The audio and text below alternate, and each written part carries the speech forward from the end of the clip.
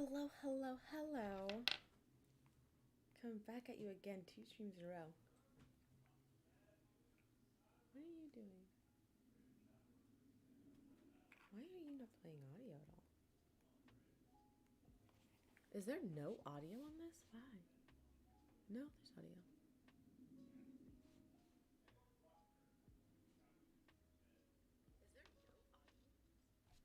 How high? That's still. Yeet. Figured. Got you. I remember I turned the gain and messed around with the gain on this because my husband's streaming in the background and he loud sometimes. So wanted to try and do something to attempt to make it a little less loud of him, but that means like you have to jack up my audio crazy high, which is, not ideal. I feel like that's a better place for me to be at. And you just might hear, that's totally fine. That's totally fine. Don't mind any of that. Don't mind it. My music is apparently basically not playing. That's lame. Waiting for my music to...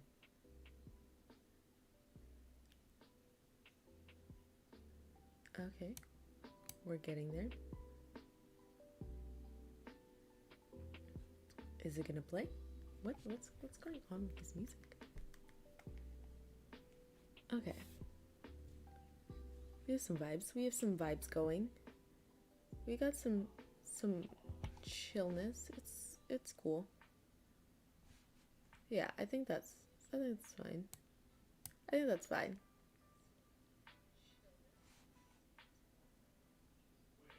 I don't mind.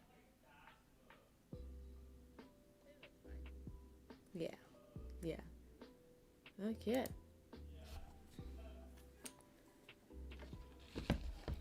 Well. Salutations, friends. My name is Brianna Bond, otherwise known as No Ordinary Scholar, and finally, the favorite video for any YouTuber to make. This is my... Can I help you? This is my favorites that I read in the year video.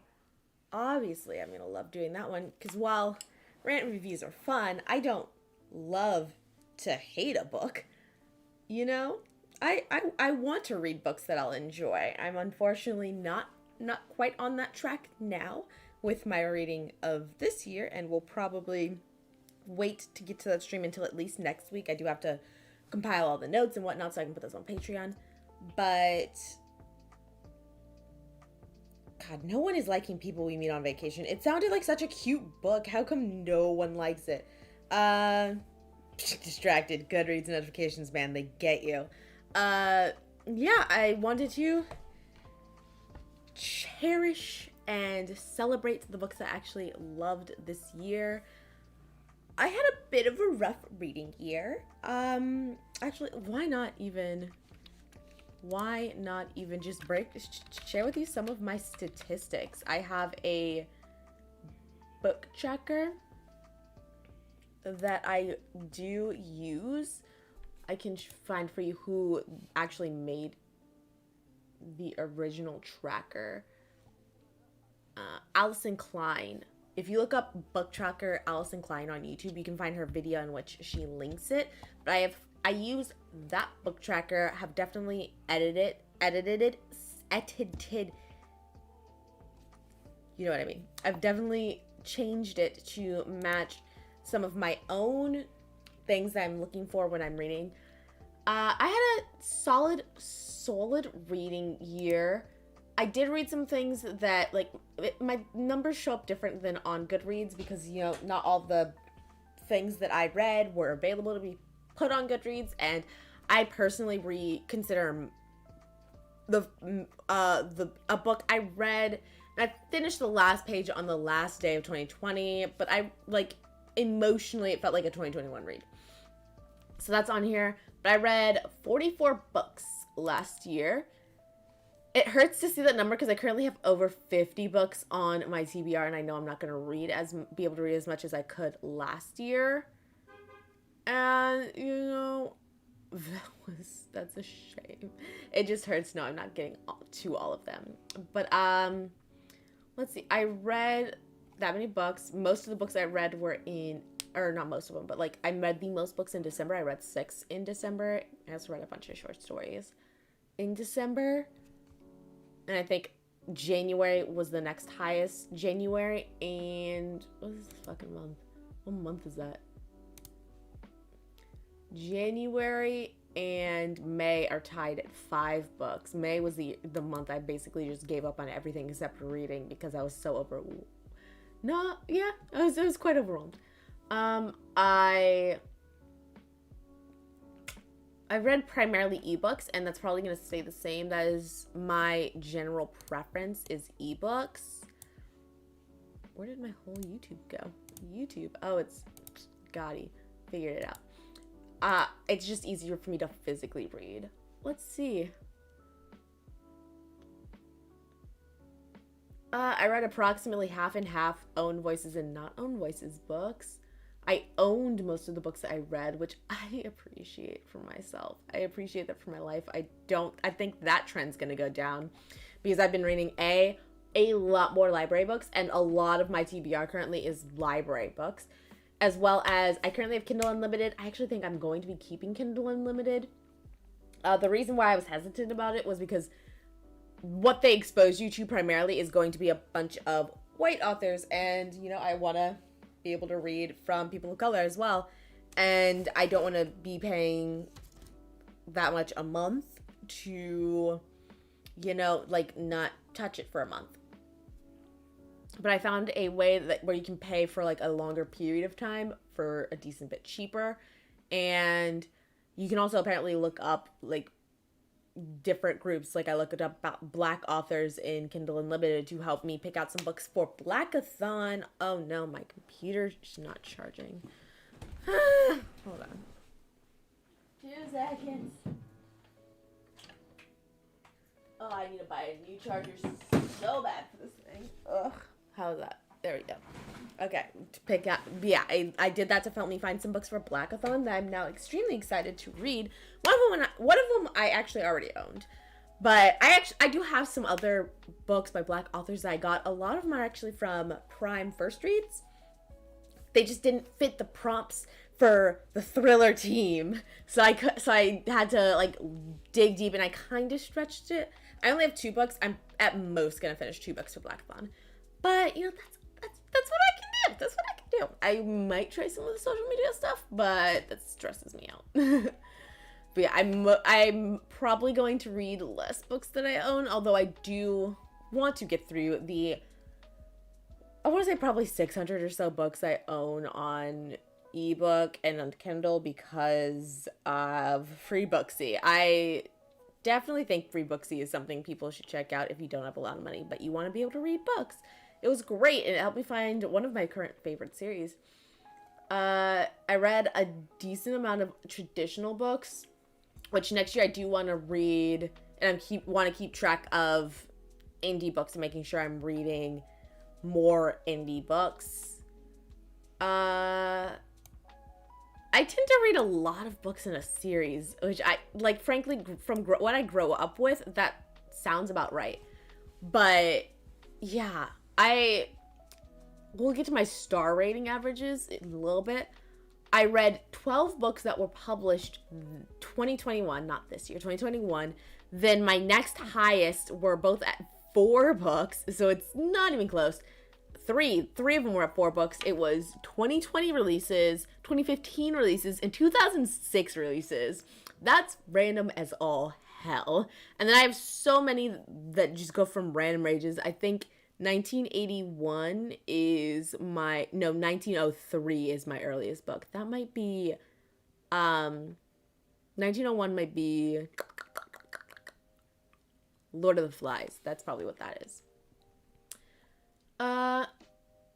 Read, my biggest genre was mystery, which I never would have pegged myself as a mystery fan because I feel like they do tend to be really safe, But I do love the mystery aspect and the analysis and all of that. I actually ended up reading primarily books by women, which I do appreciate. And then I read, like, it says 56.8% by women. And then it doesn't show me zippers. I read one book by a gender fluid author, 2 by trans.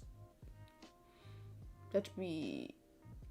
See, the reason I have issues with this is I currently have written one that by someone who identifies as they, them. 1 and 2 is transgender, which I know I have authors that are transgender, but I probably put them under, if they identify under the binary. So I might actually end up, fixing this pie chart for this coming year. Unfortunately, read mostly from white authors, 50%. I hate to see it. Next is 25% black authors, and then 7.5% Asian authors, which, that is a massive umbrella. And I actually have a pretty equal split between, I have 25% from authors' debuts. Why are you doing this? 34% from authors that I've read before, and 41% from authors that are new to me.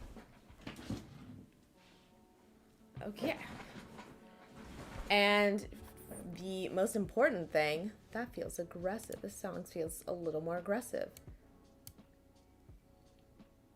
The thing that is most important to what we're talking about here is my star ratings of my books. I apparently either A, have good taste in books, or B, I'm not generous when it comes to book reviews. I do think I changed a couple ratings that I didn't reflect on here, but that's whatever. It really doesn't matter.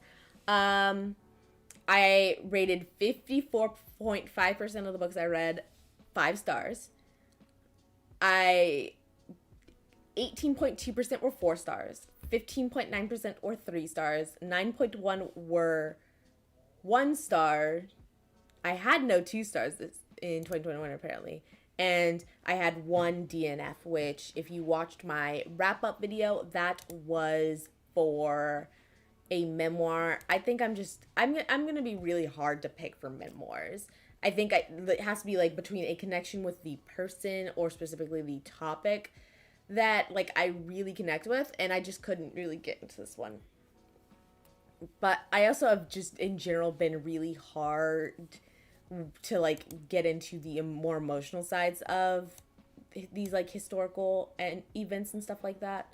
I've always been really hard at getting into it. I think it's because I was thinking about this the other night. I think it's genuinely because I was forced to read Night by Elie Wiesel, I think is his name, in at least middle school, potentially elementary school. And I just think that was way too young for me to read that book. And it severely overwhelmed my autistic ass.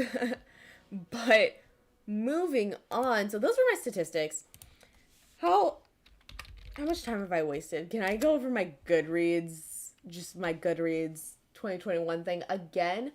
They kind of don't have the same view on mine as I do.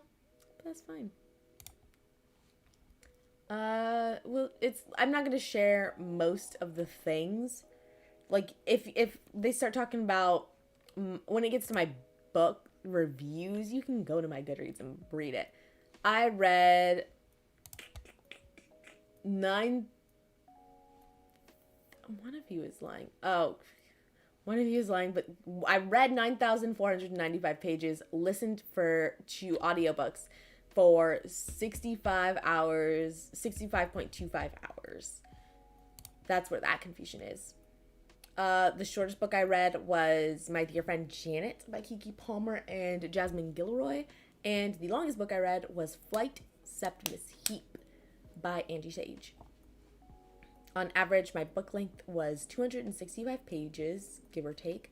The most popular book and the book that was shelved the most was Lord of the Flies. The book that was shelved the least was Artificial Generation. Average rating was 4.1.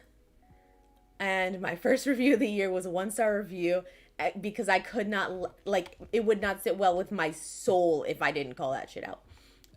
But now to what we all came here for. What were my favorite books of 2021? And what we're going to do is the same thing we do with the quarter review. I'm going to read you the synopsis because there's no way I could give you a synopsis off the top of my head in less than 20 minutes without having a full panic attack.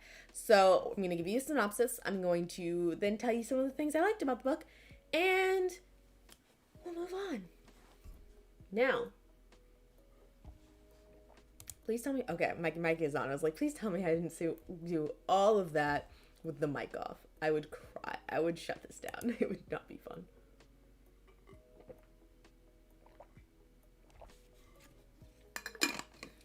So, I'm going for pretty much the top 10 books. And then we'll get into something a little more complicated. It gets a little complicated with the books I read this year.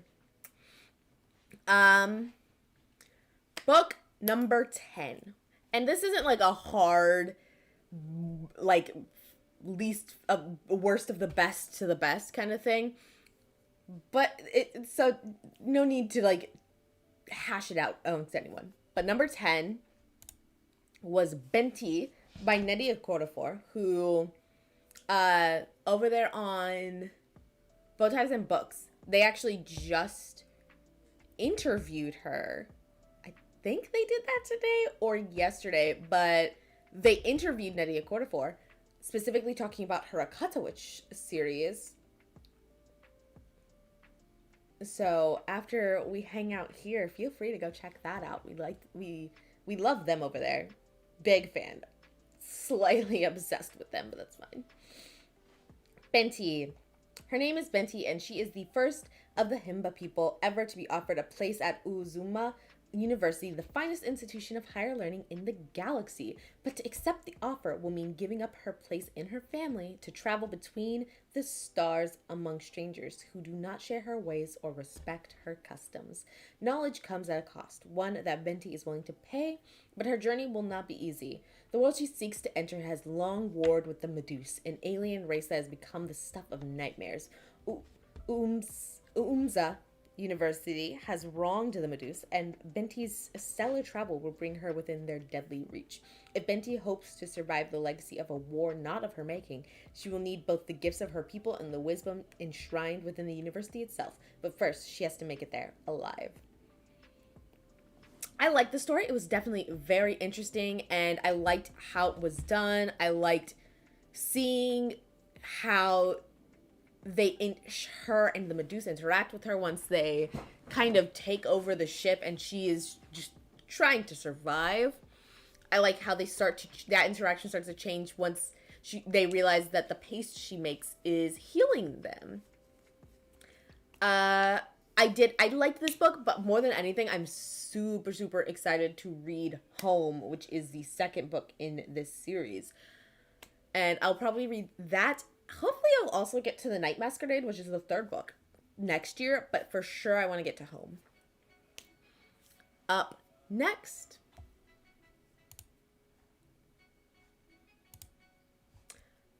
is going to be the Southern Belle Insult series.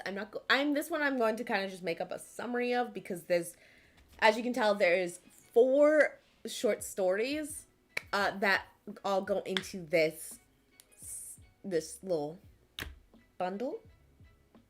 Sure. And so I'm not going to read all 4 of the synopsis, but basically you have this chick, Janet, who is dull. She is a pushover, and her life is just not what she wants it to be. And one day she's walking down the street. She's not really paying attention to where she's going, and she magically ends up at this wig store where they give her a wig, and it magically takes over her. And she becomes Lady Miss, but the magic of the wig means no one's gonna question Lady Miss when she goes and does the things Janet does. Like when she goes to Janet's job, no one questions it. And they just kind of keep going with this. She tries on that wig, and at first that wig's kind of too pushy, too bossy, too rude. And so she switches way to this blonde Chelsea wig, which frankly I thought I was gonna hate, because they do like the like super texty Valley go bark kind of talk throughout, and that's, I was listening to the audiobook, so I was hearing that. It really didn't bother me that much. But she changes into that wig, and that one, she's so much nicer, and she gets things going, but she's still not getting the respect she wants, so she changes into the Carrie wig, and Carrie is a wild child, and she quits her job, and she starts a startup, and it's so far, it's been cute. I think it's very funny. I think it's very funny. I annoyed that I didn't just finish the last book in the year, but here we are. We'll be reading that book, and yeah, I think it was a good read. It was a good time. It was a good thing to like spend some time on. Up next, Dear Martin by Nick Stone.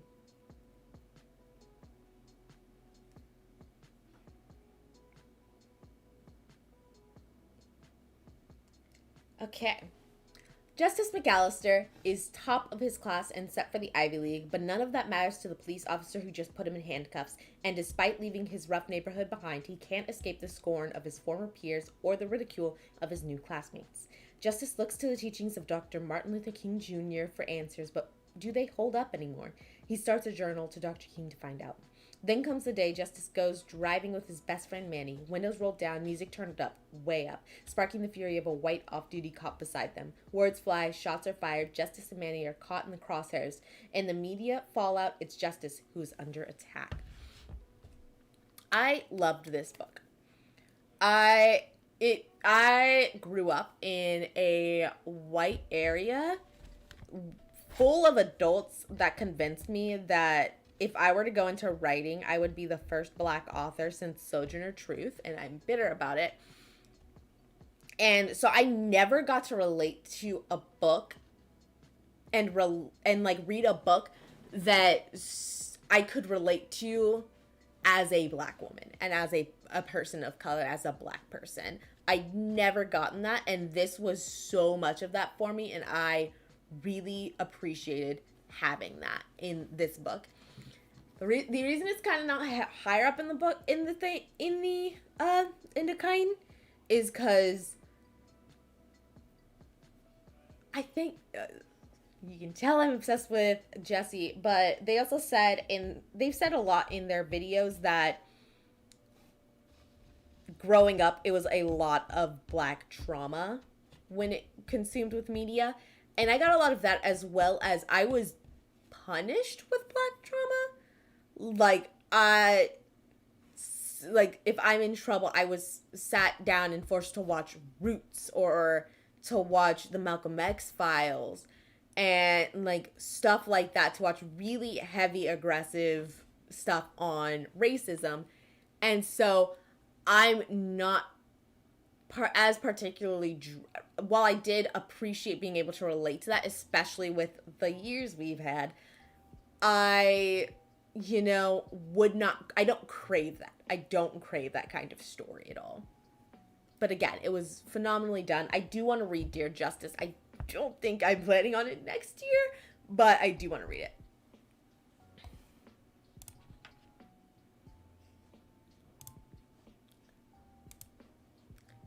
Up next,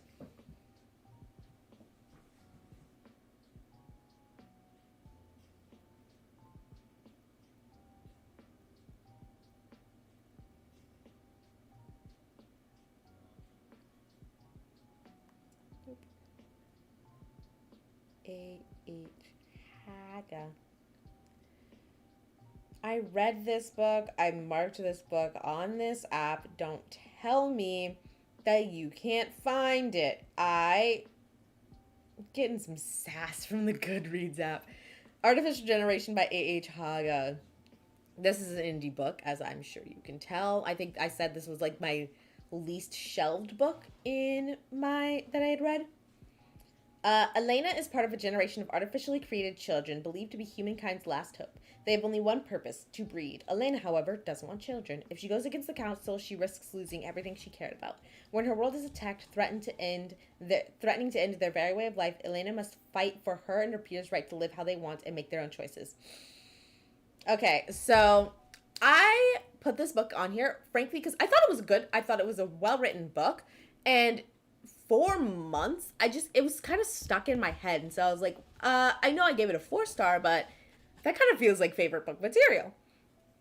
The reason why I stick with the 4-star is because this I feel like the synopsis is super misleading, but as well as the title.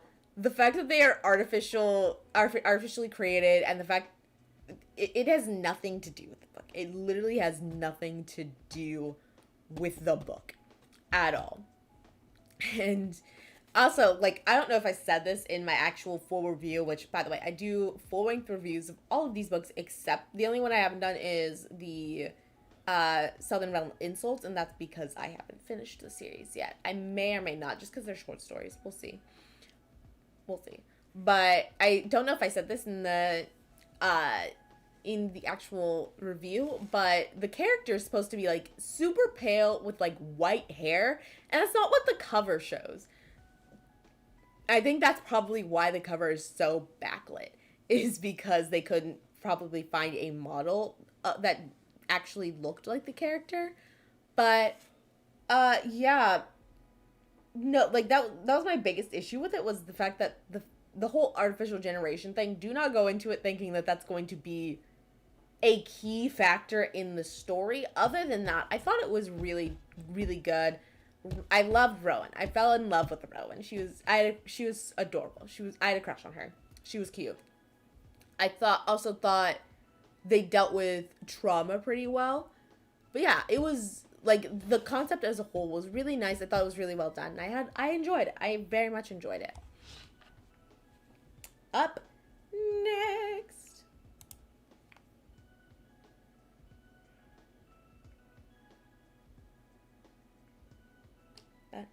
Dun, dun, dun, dun. I really want goldfish right now. You feel it? You feel me? Kingdom of Souls by Rena Barron. Heir to 2 lines of powerful witch doctors, Ara yearns for magic of her own, yet she fails at bone magic, fails to call upon her ancestors, and fails to live up to her family's legacy. Under the disapproving eye of her mother, the kingdom's most powerful priestess and seer, she fears she may never be good enough. But when the kingdom's children begin to disappear, Ara is desperate enough to turn to a forbidden, dangerous ritual. If she has no magic of her own, she'll have to buy it by trading away years of her life. Ara's borrowed power reveals a nightmarish betrayal, and on its heels, a rising tide of darkness that threatens to consume her and all those she loves. She must race to unravel a twisted and deadly scheme before the fight costs more than she can afford. I thought this book was really good. It's definitely a very, it's definitely very interesting in terms of the familial relationship in the book, which I struggle with family in books a lot of the time. Don't mind me. So that probably is why, because there's a bit of a redemption for a character that I just, she doesn't deserve it. She doesn't deserve it. I liked the, like, African jujuism we see in this book. I love the magic system, and to see the heritage and culture around magic and how different it is between the kingdom and the tribes. And I'm glad we are going to be hopefully seeing more of the tribes in the 3rd book. Again, one of the reasons, it might be because I read it so long ago, but I don't really have much of an impression left of this book. And I know it could be because I read it so long ago. It also could be because the 2nd book didn't really do well. And that's, like, I usually would, and by usually I mean the one other time I've done this, would put both of the books in the series that I read in the year together, because usually, like, they kind of vibe together. I don't... If we're like calling this book on here. Like I don't think the second book was good enough to warrant favorite territory, but I did like this. I like the gods that we see and like dealing with that. It was a good book. I did really like it. Second book wasn't my favorite, but I am very curious about the third book. I'm very curious about the third book. Next. The Wave by Tim Schumacher, I think.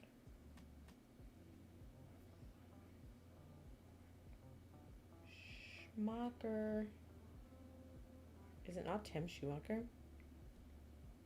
I might have completely lied to you. It might not be Tim Schumacher.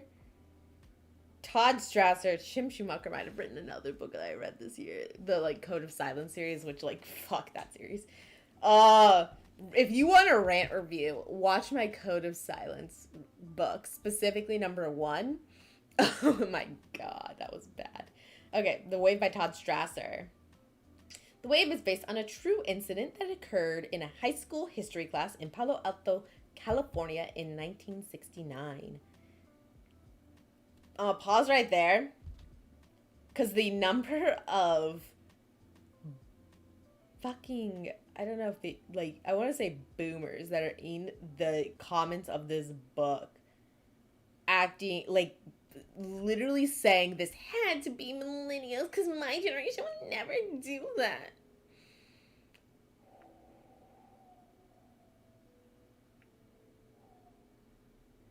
Anyway, the powerful forces of group pressure that pervaded many historic movements, such as Nazism, are recreated in the classroom when a history teacher, Bert Ross, introduces a new system to his students. And before long, the wave, with its rules of strength through discipline, community, and action, sweeps from the classroom through the entire school. And as most of the students join the movement, Laurie Saunders and David Collins recognize the frightening momentum of the wave and realize they must stop it before it's too late.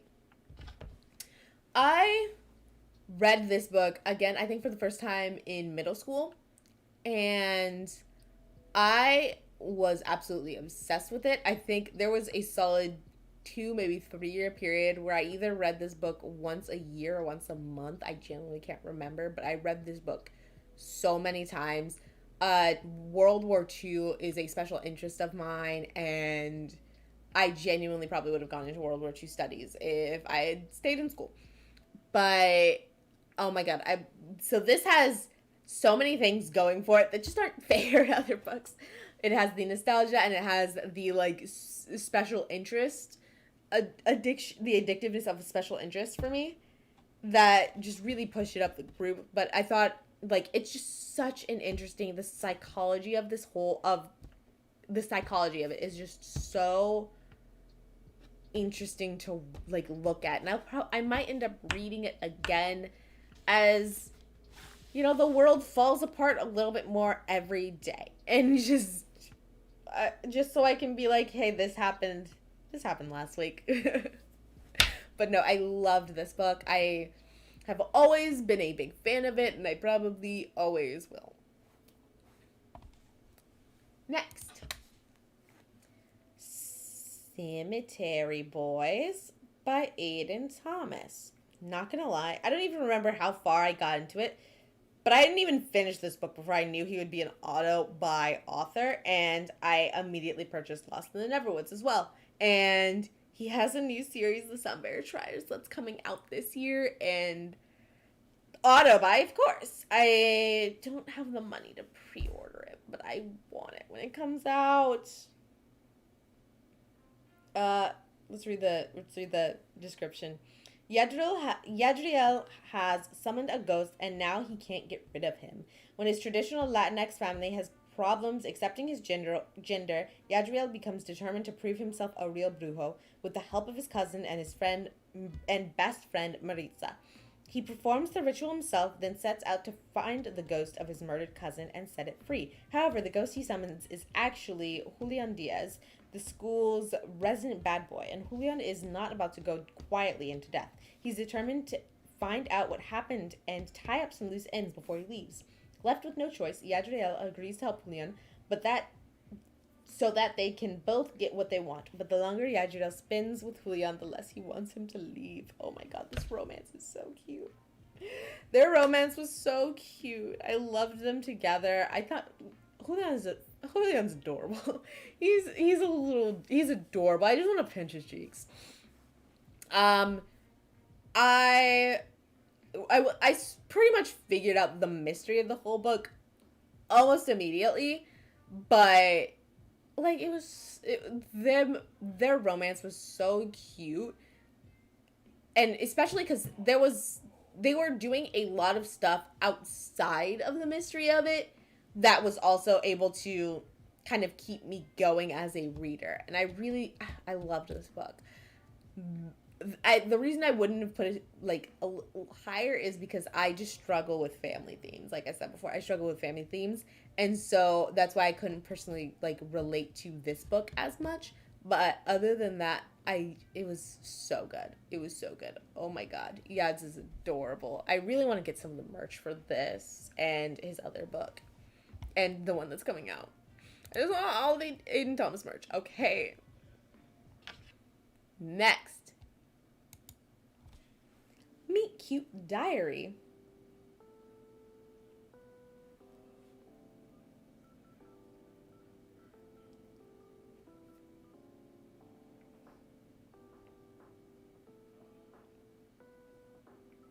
Noah Ramirez thinks he's an expert on romance.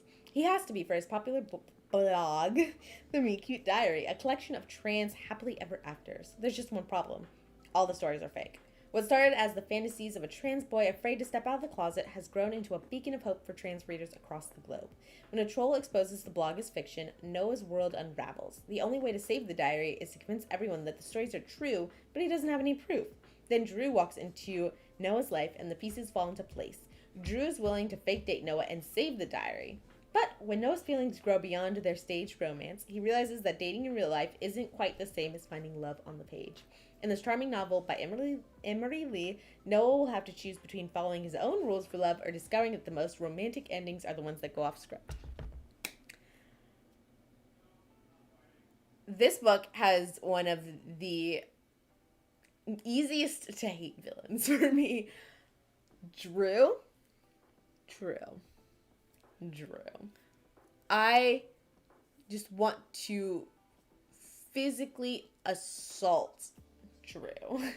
That's how well written that character was. Noah was, adorable, like a kid trying to figure out romance and love, especially in the name of this like Meet Cute Diary that has been so important to him for so long. And so seeing him trying to like persevere and trying to figure out a way to protect the safe space he has was always something so cute to watch and see and read about. And also the person he ends up dating is just such a sweetheart and is perfect in every single way.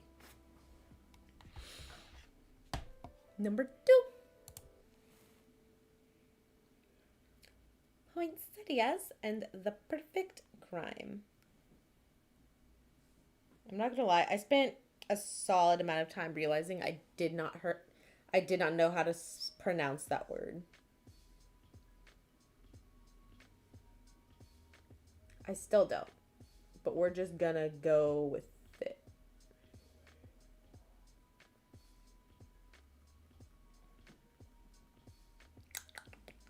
By Ruby Lauren. This is the 3rd book in the Diana Flowers series. And honestly, it might be like my favorite one. Diana and Fergus are both in the running for the coveted spot of prime suspect. Fergus decides the only way to clear their names and save Christmas is for them to investigate the case. He's convinced that an ancient curse is the real killer. Diana is convinced that Fergus has lost his marbles. She's ready to prove him wrong, but when they are dragged into a maze of secrets and lies, she starts to wonder, is it the perfect crime? I love this series. I love the mysteries. I am in love with Fergus, and this is like the book where they kind of push the fake dating, and I screamed. I screamed I was losing my mind. I want this so bad, and I'm very upset that I'm gonna lose these characters as soon as they get together, and I just can't handle that for me. I hate that for me. Oh my god. I want so much more of Fergus. I can't explain to you. But yeah, I thought this was probably my favorite book in the series so far. I'm scared for book 5. Book 4, if you watched my other video, what was it? My wrap up. Book 4, it felt a little messy. The author was trying to balance like 2 separate mysteries, and one of them clearly got more love and attention than the other. And that one was obviously the one I was just more interested in than the other. And so I felt like the rest of it was kind of a waste of time. But this one still is probably my favorite of the series, and the series is now like a favorite of mine. Absolutely in love with it. And now for the number 1 book of the year.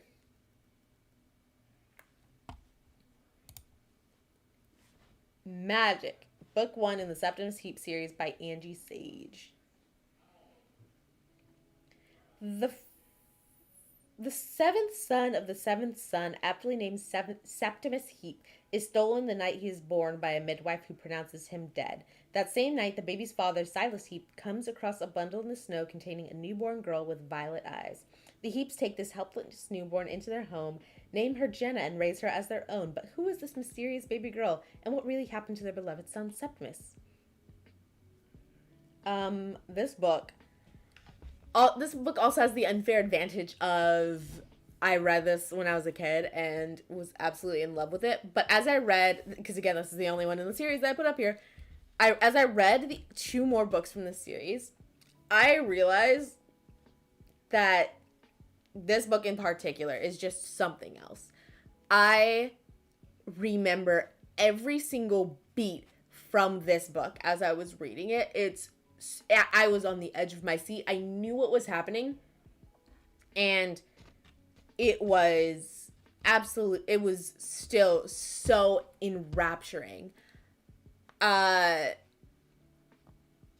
I truly think they give away a lot by naming the series Septimus Heap, but there's still so much that is just so well done and still adds so much mystery and so many questions to the series in this book. It was just absolutely fantastic. I still think it is probably the best magic and like wizards book I've ever read in my life.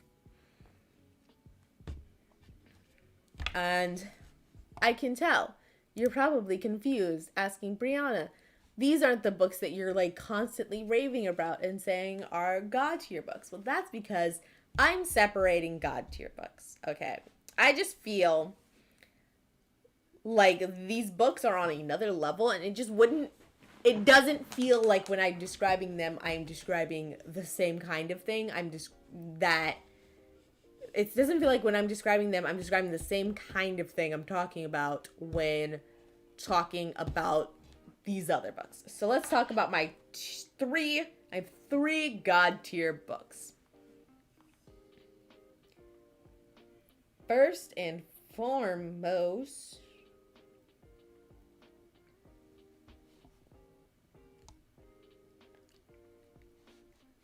Lost in the Netherwoods by Aiden Thomas. It's been 5 years since Wendy and her 2 brothers went missing in the woods, but when the town's children start to disappear, the questions surrounding her brother's mysterious circumstances are brought back into light, attempting to flee her past.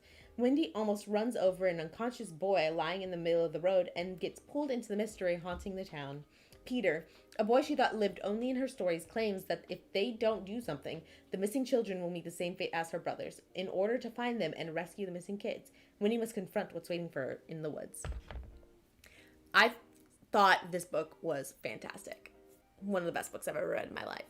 The portrayal of grief and trauma that Wendy was dealing with was fantastic. The plot twist with Peter and with her brothers broke me as a human being. I was not mentally or emotionally prepared for it. There were several moments where I could not sleep when I was reading this book. The way they described Peter's shadow in this book creeped me the fuck out. And it was fantastic. I loved everything about this book. Have every intention of reading again. I own the audiobook. Because I read Cemetery Boys. And when I decided he was not a by author, I immediately bought Lost in the Neverwoods and the audiobooks for both of those books. I have the audiobook. I want to read it. Kind of scared too, I'm not gonna lie, but I want to try. It's so good. I genuinely want a poster of that book in my office, and it is currently on my tablet's lock screen, the screensaver. I'm that obsessed with this book. It's so good.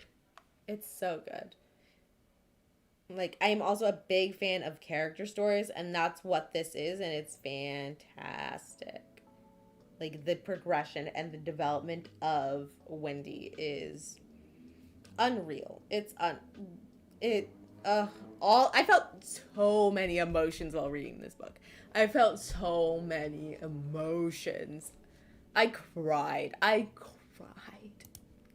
Next is Tethered Spirits by T.A. Hernandez. A man with an unknown past. For years, Amar has traveled the Kavoran Empire seeking a way to recover his lost memories and end the curse that plagues him. With support from loyal friends, Amar may finally be on the verge of finding answers, but to do so, he'll need to enlist the help of an unexpected guide. A girl afraid of her own powers. Kasari is a Tarja, granted magical abilities through her bond with a spirit named Lucian. Haunted by past mistakes that have left her desperate to sever her bond, Kasari has her own reasons for agreeing to help Omar, but in doing so, she may finally have to face the fears she's carried ever since leaving home. A woman on a vital mission. Meanwhile, a young refugee named Aleida is in hot pursuit, hoping the secret behind Amar's curse can save her brother from a fatal illness. With so much at stake and left to lose, Aleida will stop at nothing to get what she wants, and when their paths collide, all three are set on a journey to unravel a mystery far deeper than they ever suspected. This book was such great mental health rep. The way they deal with Kasari's trauma and PTSD, I thought was absolutely fantastic. Easily made her my favorite character. Lucian was super cute, and how he wanted to support her, as well as the story. Amar's entire story was so amazing to see him progress through it the whole way. It was so amazing to read, and I got this book as an ARC, and I was screaming when I was reading it, and I'm so excited. The author said they put me on the list to get the ARC for book 2, and I'm very, very, very excited for book 2 to come out. I'm so excited. And last, but certainly not least, this will be easier if I get to it this way.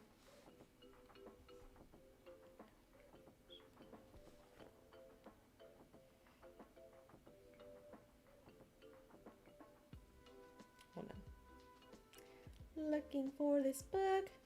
Boom, boom. Looking for this book. Okay.